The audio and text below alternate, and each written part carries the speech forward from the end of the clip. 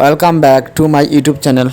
তো ভিউয়ার্স, আপনারা দেখা এই মুহূর্তে আমি অবস্থান নিছি শাহানখলার রাস্তা শাইস্তাগঞ্জ। তো এখন ধীরে ধীরে দেখাইমু মরোরা সিটি।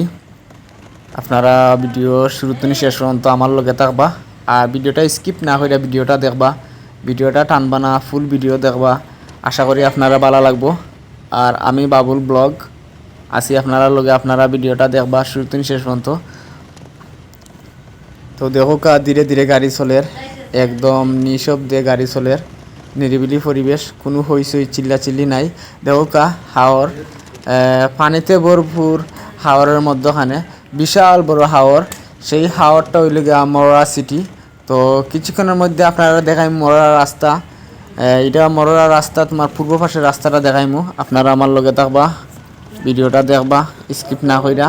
আশা করি আমি দেখাইবার চেষ্টা করবো। দেখো কত পানি, পানিতে ভরপুর। বৃষ্টি হওয়ার কারণে, বাড়ি বৃষ্টি হওয়ার কারণে পানিতে ভরপুর। ওই দেখো পুরা হাওর জুড়ার বৃষ্টির পানি টলমল করতেছে।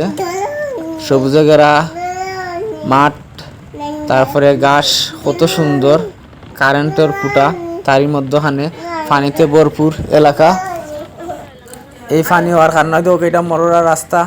যেহেতু ও রাস্তাটাও দেখো গাছগাছালি দেখা যায়। এটা মরোরা পূর্ব পাশের রাস্তা, যে রাস্তা দিয়া মরোরা হাজিরগাঁও যাওয়া হয় সেই রাস্তা।